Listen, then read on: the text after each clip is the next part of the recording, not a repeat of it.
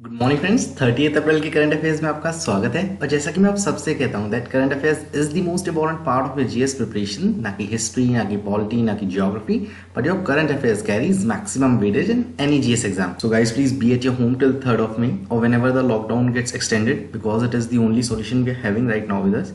So let us today look at what is 30th April history. Actually, on 30th April, your Adolf Hitler of Germany committed suicide just one day after his marriage with Eva Braun, because Russian army has invaded its bunkers and Iran also nationalized its oil fields. From then, it was used for its citizens, for the welfare of its citizens. Diary of Anna Frank was also published with the name Diary of Young Girl. It was later named as the Diary of Anna Frank. Actually, during a war, a girl was in a hideout और उन्हीं की disturbing thoughts के ऊपर ये diary है। And also a war between north Vietnam and south Vietnam ended in 1975। Actually second world war के दौरान आपका जापानीज फोर्सेस ने वियतनाम पे कैप्चर करने की कोशिश की थी और उस टाइम पे वियतनाम फ्रेंच कॉलोनी था। बट जब सेकेंड वर्ल्ड वॉर हो गई और जापान हार चुका था तो जापान ने विड्रॉ कर लिया वियतनाम से। वियतनाम चाइनीज इन्फ्लुएंस और फ्रेंच कॉलोनी के अंडर दो हिस्सों में बढ़ गया था, नॉर्थ वियतनाम और साउथ वियतनाम। मगर 1970 के एक साल बाद 1976 में ये यूनाइट हो गया था एज वियतनाम और Hanoi was decided as it capital. Remember one name, Ho Chi Minh. He was the leader of this यूनिजन। इस तो पहला क्वेश्चन आपका तैयार हो जाता है, who has been appointed as the vigilance commissioner of India. तो सही जवाब होगा सुरेश एन पटेल। जी हाँ, आपके प्रेसिडेंट सेक्रेटरी थे कौन? संजय कोठारी। वो चीफ विजिलेंस कमिश्नर बन गए थे। और जो आपके प्रेसिडेंट सेक्रेटरी की पोस्ट वैकेंट हुई थी वो आपके कपिल देव त्रिपाठी बन गए थे। ये मैंने आपको याद भी कराया था 1983 वर्ल्ड कप से, वो आपकी कपिल देव की कैप्टनशिप में ही तो जीता गया था। तो संजय कोठारी जो प्रेसिडेंट सेक्रेटरी थे वो चीफ विजिलेंस कमिश्नर बन गए और कपिल देव त्रिपाठी प्रेसिडेंट सेक्रेटरी बन गए। और चीफ विजिलेंस कमिश्नर के अंडर ही आपके दो विजिलेंस कमिश्नर होते हैं, उनमें से एक ही आपके सुरेश एन पटेल बने हैं। तो आप ऐसे याद भी रख सकते हैं, एस से संजय, एस से सुरेश। और एक और आपके एस से इंपॉर्टेंट नाम है सुनील अरोड़ा। ये कौन है? ये आपके चीफ इलेक्शन कमिश्नर हैं। एंड रजनीश ओसवाल, ये आपके जम्मू एंड कश्मीर के हाई कोर्ट के अभी चीफ जस्टिस बने हैं। एक्चुअली आपके बहुत सारे चीफ जस्टिस अपॉइंट हुए हैं। एक आपके उड़ीसा हाई कोर्ट के चीफ जस्टिस अपॉइंट हुए हैं कौन? मोहम्मद रफ़ीक। और ये मैंने आपको याद भी कराया था क्योंकि उड़ीसा की लैंड काफ़ी फीकी फीकी होती है। तो मोहम्मद रफ़ीक। आपके बॉम्बे हाई कोर्ट के चीफ जस्टिस बने हैं दीपांकर दत्ता। और ये मैंने आपको याद कराया था, जैसे दीपांकर सूर्य का पर्यायवाची है, ऐसी अभी गर्मी बढ़ने वाली है तो दीपांकर दत्ता आपके बॉम्बे हाई कोर्ट के चीफ जस्टिस अपॉइंट हुए हैं। आपके मेघालय हाई कोर्ट के भी चीफ जस्टिस अपॉइंट हुए हैं कौन? विश्वनाथ सोमादर। तो मैंने आपको याद भी कराया था, विश्वनाथ जी ने मेघालय से सोम की वर्षा की। और रजनीश ओसवाल ये आपके जम्मू एंड कश्मीर के बने ही हैं क्योंकि जम्मू एंड कश्मीर में काफ़ी ठंड पड़ती है और ओसवाल ही तो आपकी कंपनी है जो शॉल और वुलन्स बनाती है।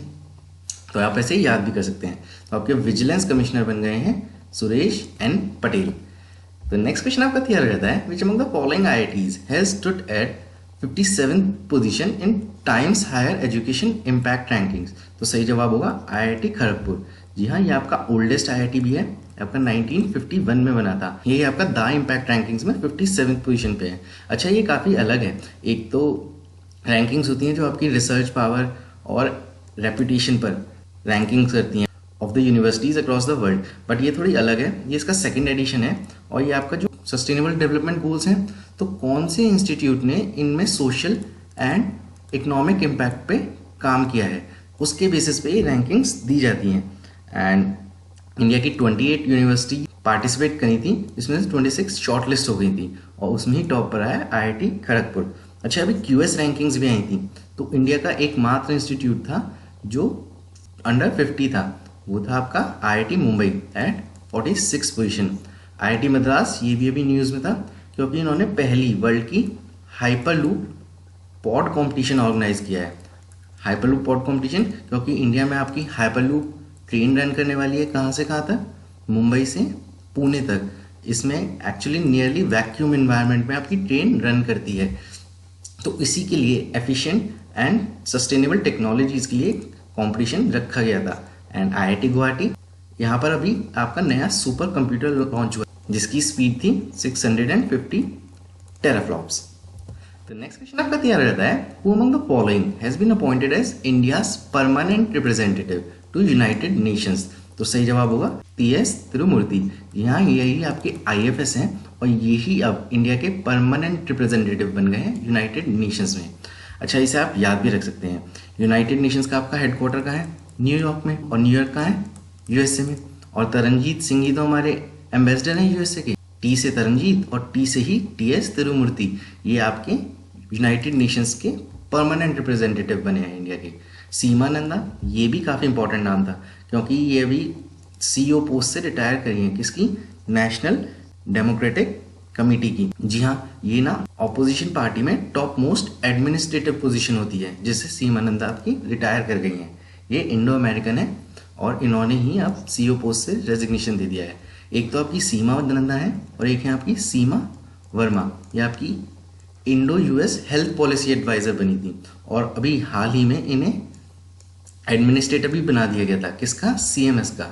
CMS आपका centre for medicare and medicaid services. And Sudarshan Babu, ये भी अभी न्यूज़ में थे क्योंकि डोनाल्ड ट्रंप ने इन्हें ही आपका नेशनल साइंस बोर्ड का मेंबर बनाया है USA का।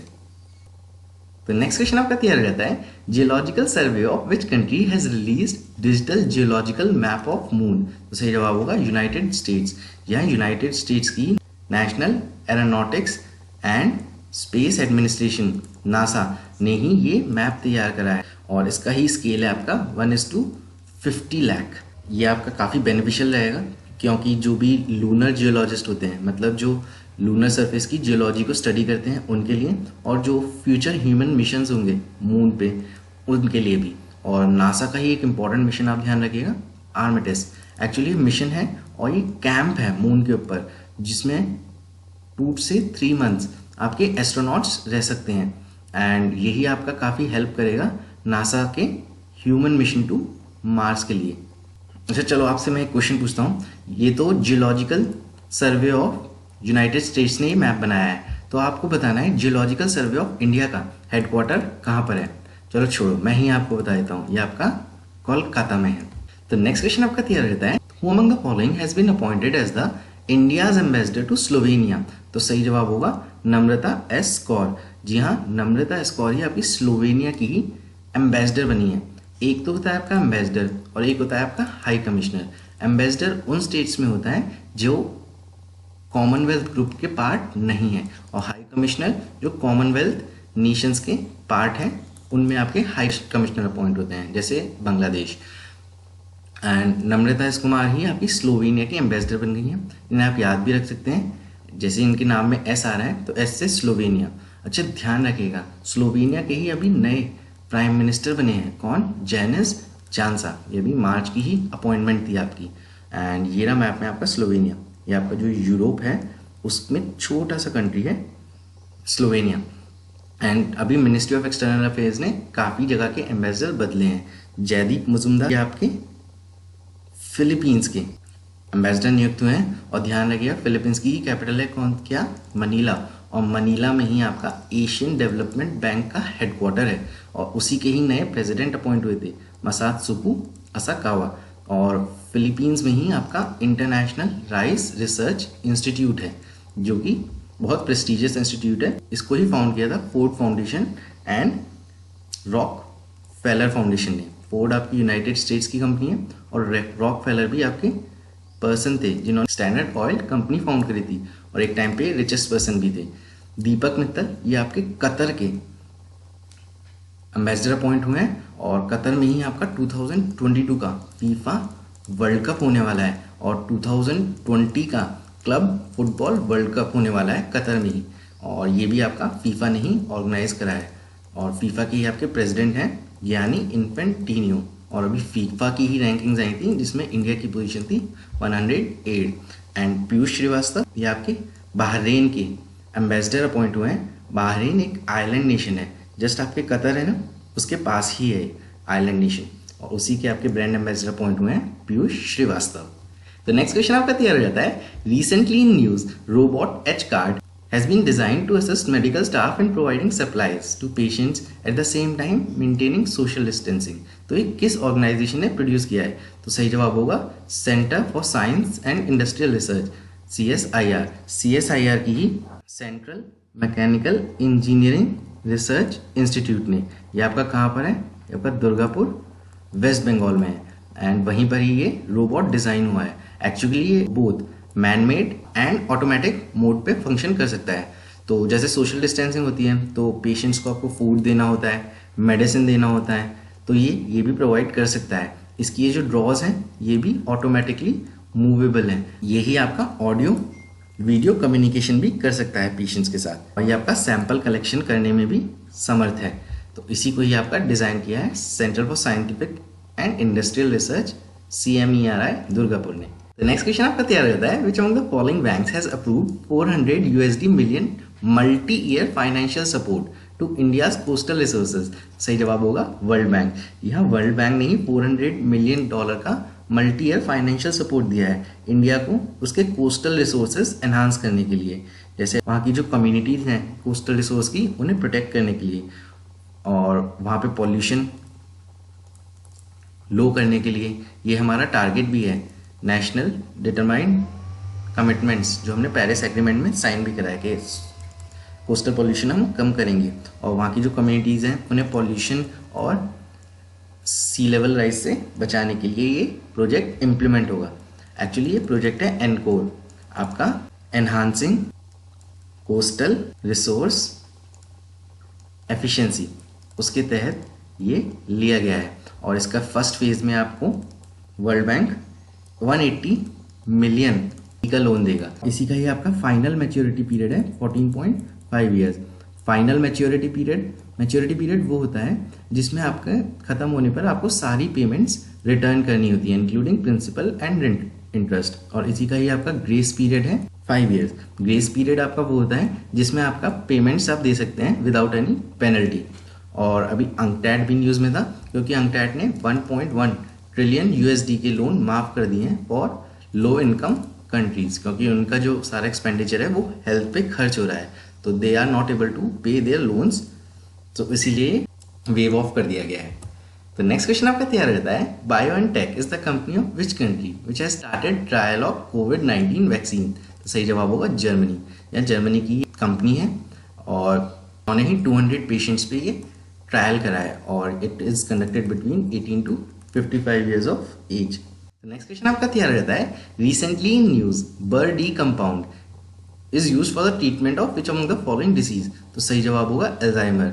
जी हाँ, एल्जाइमर ही आपका डिसीज है जिसमें विद एज आपके जो एजेड पीपल होते हैं उनकी मेमोरी लॉस होनी शुरू हो जाती है, एंड यही आपका कंपाउंड है जो आपका कर्क्यूमिन जैसे सिमिलर कंपाउंड से बना है, और कर्क्यूमिन आपका हल्दी को कहा जाता है। एंड यह malaria is cause by female Anopheles. Actually ये प्लाज्मोडियम पैरासाइट से कॉज होता है, of which vector is female anopheles.